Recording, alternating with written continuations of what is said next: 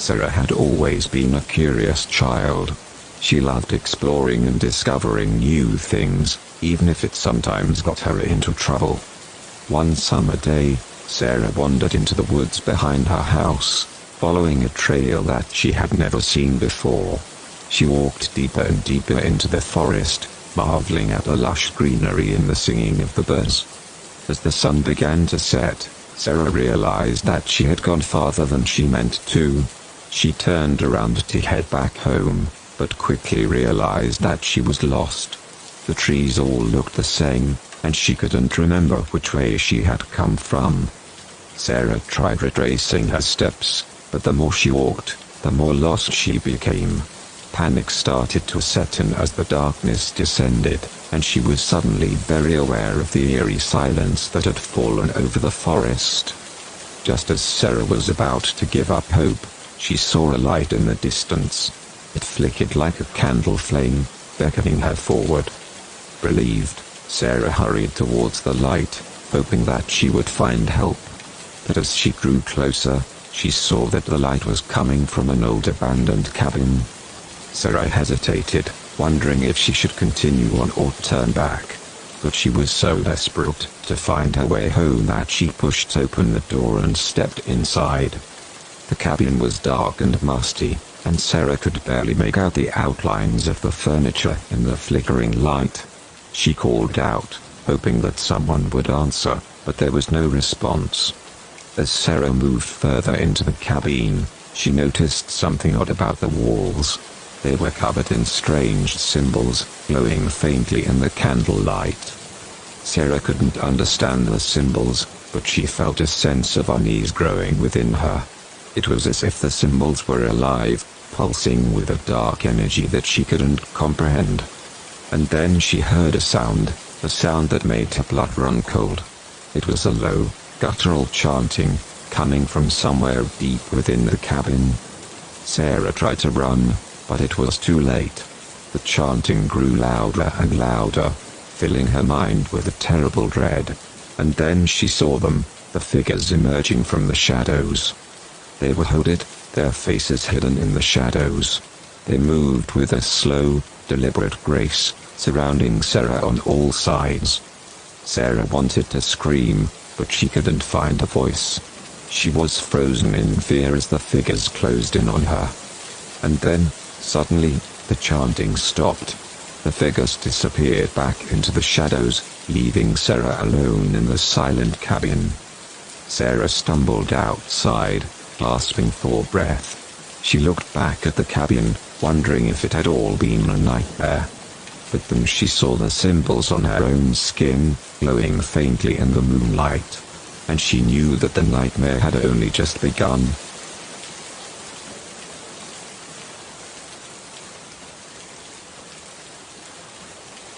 It was the middle of the night when Lily woke up to a strange sound.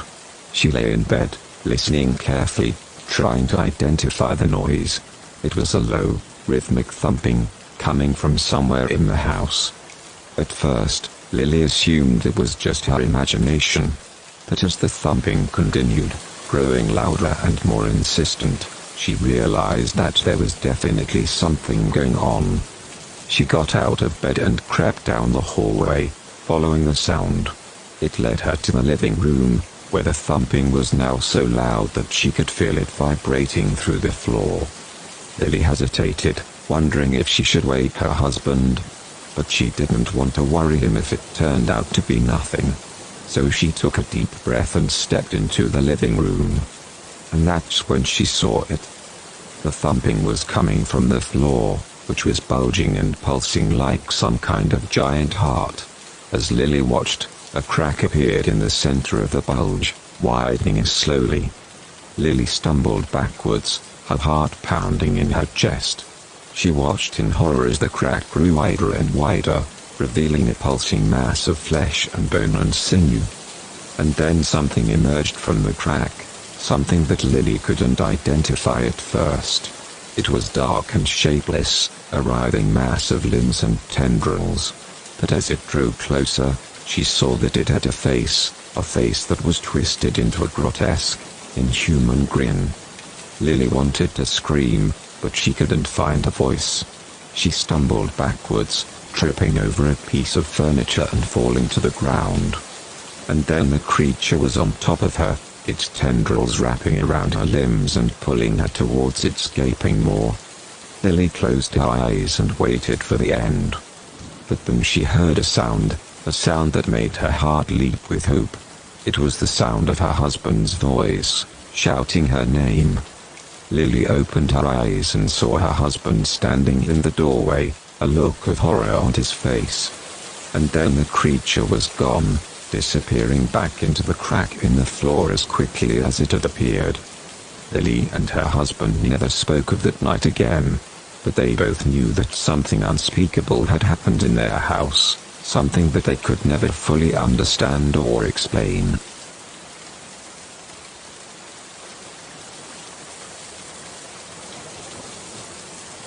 Sophie had always been fascinated by the old mansion on the hill. As a child, she would often walk by the property and stare up at the towering structure, imagining the secrets that lay within its walls.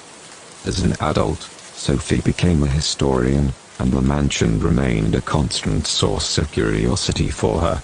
She spent years researching the history of the property, hoping to uncover the truth about the mysterious family who had once lived there. One day, Sophie received a phone call from a woman who identified herself as the mansion's current owner. The woman had read some of Sophie's research and was impressed by her knowledge of the property. She invited Sophie to come and visit the mansion and take a tour. Sophie was thrilled by the invitation and eagerly accepted. She arrived at the mansion on a bright, sunny day, a notebook and camera in hand.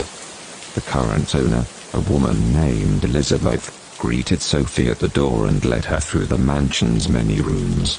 Sophie was amazed by the grandeur of the property, with its soaring ceilings, ornate chandeliers, and intricate woodwork. But as they walked, Sophie began to notice something strange. The rooms seemed to change as they moved through them, shifting in size and shape. Sometimes the walls would be close together, making the room feel cramped and claustrophobic. Other times, the walls would be impossibly far apart, making the room seem endless. At first, Sophie assumed that she was imagining things, but the more they walked, the more she realized that something was very wrong with the mansion. Finally, Elizabeth led Sophie to a small room tucked away in a corner of the mansion. Inside, there was a dusty old trunk. "I think you'll find this interesting," Elizabeth said, gesturing to the trunk. Sophie approached the trunk and lifted the lid. Inside, she found a stack of old journals. "These belong to the family who lived here," Elizabeth explained.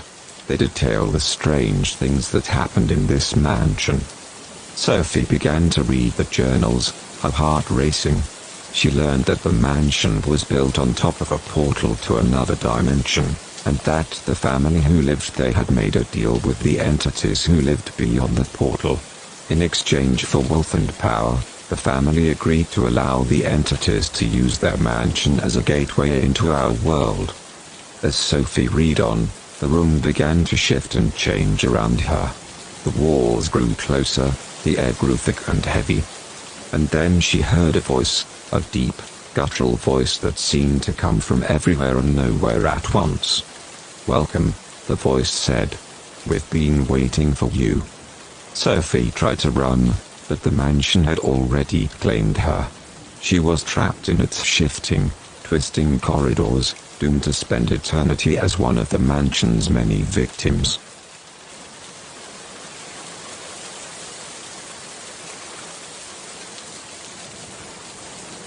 Lucas was a photographer, and he specialized in taking pictures of abandoned buildings. He loved the way the old structures had a certain beauty to them, even as they crumbled and decayed. One day, Lucas got a tip about an old mental hospital that had been abandoned for years. The hospital was known for its brutal treatment of patients, and many people believed that it was haunted by the ghosts of those who had suffered and died there. Despite the rumors, Lucas was eager to explore the hospital and capture its eerie beauty on film. He arrived at the hospital early in the morning, just as the sun was beginning to rise. As he entered the hospital, he felt a chill run down his spine. The building was massive, and it was filled with an oppressive silence that made him feel uneasy. But Lucas pressed on, his camera at the ready. He wandered through the hospital, taking pictures of the peeling wallpaper and the rusted metal doors. As he made his way through one of the hospital wings, he heard a noise behind him. It sounded like footsteps, slow and deliberate. Lucas turned around, but there was no one there. He shrugged it off and continued taking pictures.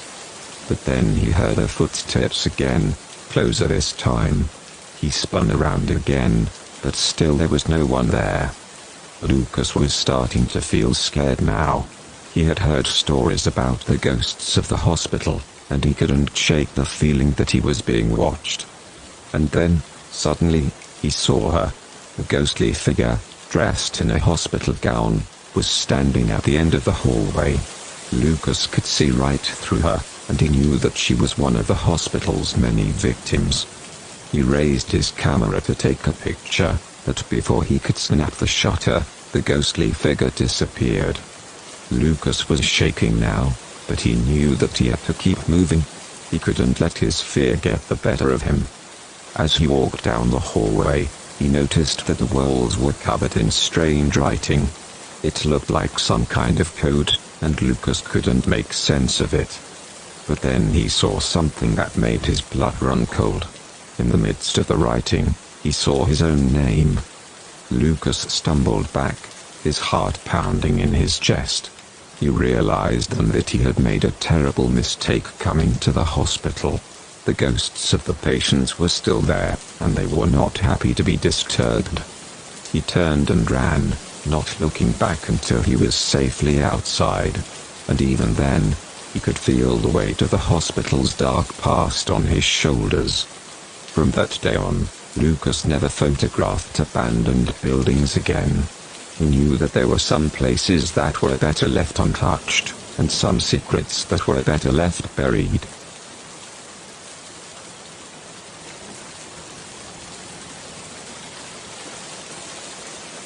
Haley had always been afraid of the dark. She hated the way the shadows seemed to dance and move, creating sinister shapes and figures that made her heart race with fear. One night, Haley woke up to find that her bedroom was completely dark. The power must have gone out, she thought to herself. But as she tried to get out of bed, she realized that something was wrong. Her body felt heavy and sluggish, as if she were stuck in place. And then she heard a voice, a soft whisper in the darkness. "Hello, Haley," the voice said. "Do you remember me?" Haley recognized the voice immediately. It was her old imaginary friend, Emily. She hadn't thought about Emily in years, but now her memory came flooding back. Emily had been Haley's constant companion when she was a child.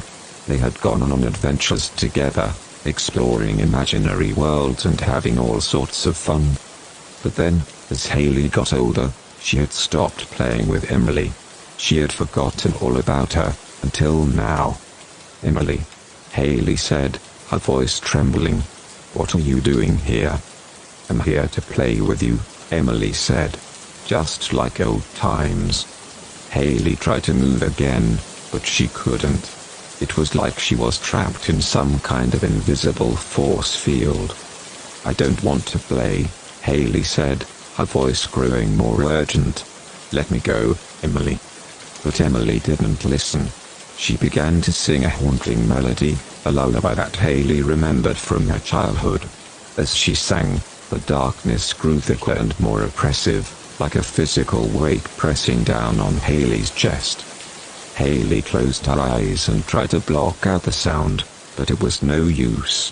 The lullaby seemed to be coming from inside her own head now, filling her with a sense of dread and unease. And then, suddenly, there was a flash of light. The power had come back on, and Haley could see again. She looked around her room, but there was no sign of Emily. Haley never forgot at night, and she never slept with the lights off again. Even as an adult, she always kept a lamp on in her bedroom, just in case Emily ever decided to visit her again.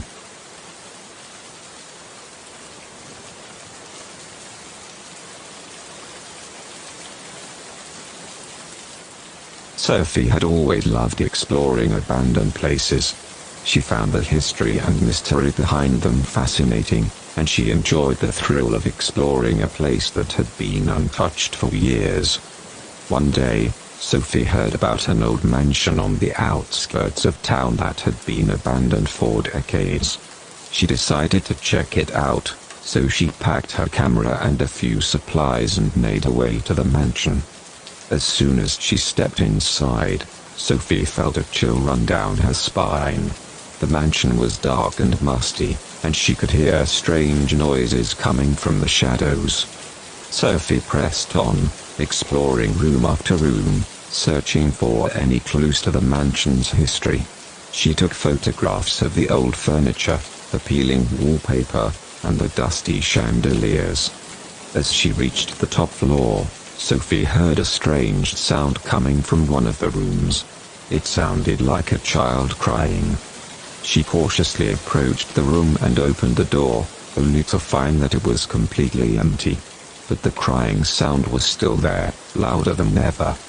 Suddenly, Sophie felt a cold breath on the back of her neck. She turned around to see a ghostly figure hovering in the air behind her. The figure was that of a little girl, with long, tangled hair and a pale face. Sophie tried to run, but the little girl's ghostly hand grabbed her by the wrist, and she felt a surge of energy flow through her body. Sophie was transported back in time, to when the mansion was still occupied. She saw the little girl playing in the garden, laughing and running with her dolls. But then, she saw something terrible happen. The little girl's father, a cruel and abusive man, had beaten her to death. Sophie was horrified by what she saw, but then she realized that she had a chance to change her past. She confronted the little girl's father and convinced him to change his ways, to become a kind and loving father who would never harm his daughter. As Sophie returned to the present day, she felt a sense of relief and accomplishment. The mansion was no longer haunted by the little girl's ghost, and Sophie had helped to right a terrible wrong from the past.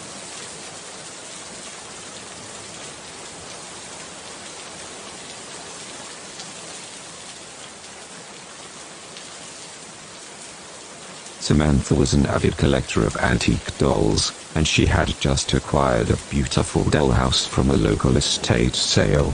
The dollhouse was intricately detailed, with miniature furniture and even tiny curtains on the windows.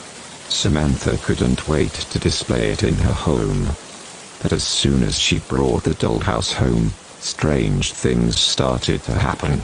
The curtains would move on their own, and the miniature furniture would be rearranged when Samantha wasn't looking.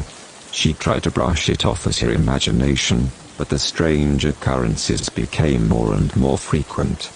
One night, Samantha was awakened by a strange noise coming from the dollhouse. She got out of bed and approached the dollhouse, her heart pounding in her chest. As she looked through the tiny window, she saw a figure moving inside. It was a tiny porcelain doll, dressed in a Victorian-era gown. Samantha gasped in shock, as the doll turned to look at her with tiny, unblinking eyes. The next morning, Samantha decided to investigate the dollhouse further. As she opened the tiny front door, she felt a cold breeze wash over her. Inside, the furniture was arranged in a sinister pattern, as if someone had deliberately arranged it that way. But as she looked closer, she saw that the dolls were not dolls at all. They were tiny, lifelike replicas of people she knew. Her friends, her family, even her own miniature likeness was there. As she gasped in horror, she felt a tiny hand wrap around her ankle. She looked down and saw the Victorian doll looking up at her with a wicked grin. "You belong to me now," the doll whispered, as Samantha felt herself shrinking down to doll size. With that, she was trapped in the dollhouse forever, a tiny plaything for the porcelain dolls to torment and torture.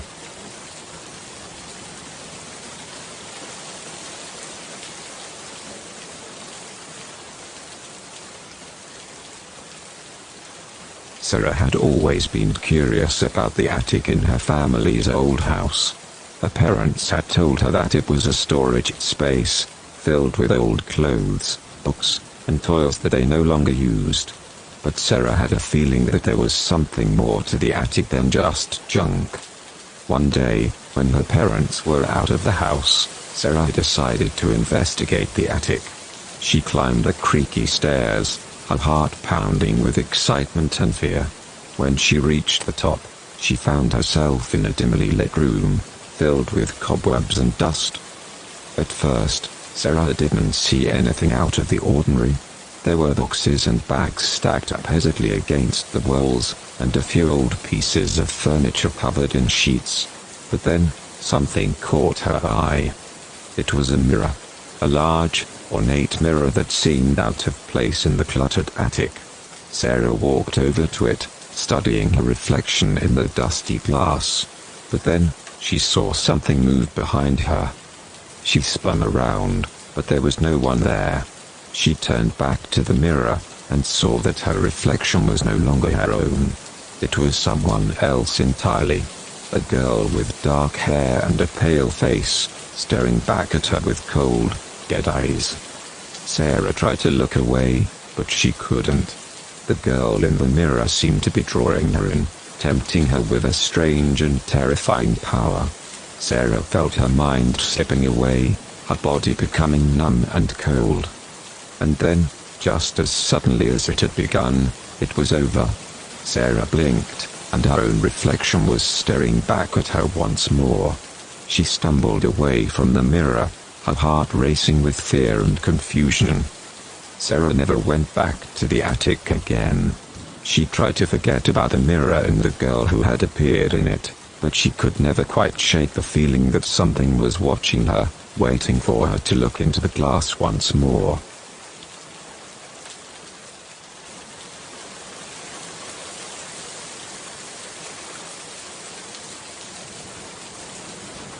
Lena had always been fascinated by the woods near her house.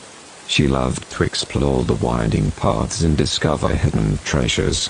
But one day, she saw something that made her blood run cold. It was a shadow. A shapeless, dark figure that seemed to move in the trees, always just out of sight. Lena tried to convince herself that it was just her imagination, but she couldn't shake the feeling that she was being watched. As the days went on, the shadow appeared more frequently. Lena became obsessed with it, determined to discover what it was and where it came from. She spent every spare moment in the woods, following the shadow's movements and trying to catch a glimpse of its form. One night, Lena finally saw the shadow up close. It was standing in a clearing, just a few feet away from her. Lena froze, unsure of what to do. The shadow seemed to grow larger and more menacing, and Lena realized with horror that it was reaching out to her. But then, something unexpected happened. The shadow began to change shape, transforming into a beautiful, radiant light. Lena felt a sense of warmth and comfort wash over her, and she knew that she was safe. The light spoke to Lena, telling her that it had been watching over her all along, protecting her from harm.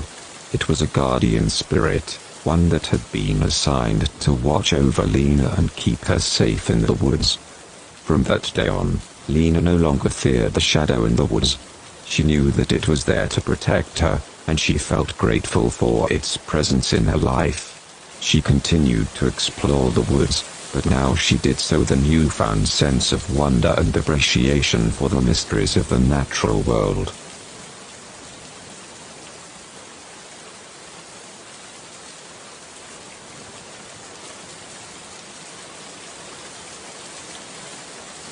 It was just another ordinary day for the employees of the high-rise office building. They had all taken the elevator up to their respective floors and were busy at work when the elevator suddenly stopped moving.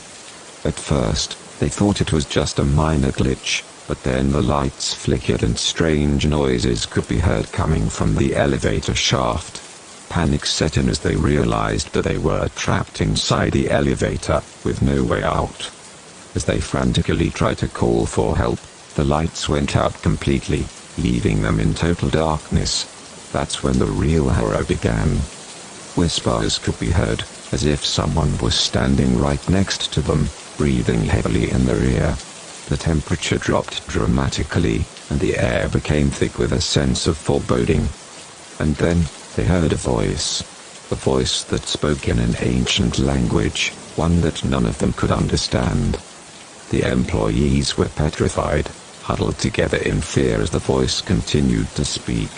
They could feel a cold presence in the elevator with them, one that seemed to be growing stronger with each passing moment. Just when they thought they couldn't take it anymore, the elevator suddenly jerked back to life and began to move again. It finally came to a stop on the next floor, and the door slowly opened. The employees stumbled out of the elevator, shaken to their core. They looked around, but there was no one there. No sign of the mysterious voice or the cold presence that had haunted them just moments before. To this day, no one knows what caused the elevator to malfunction and what kind of entity they had encountered inside. But one thing was certain, they would never look at elevators the same way again.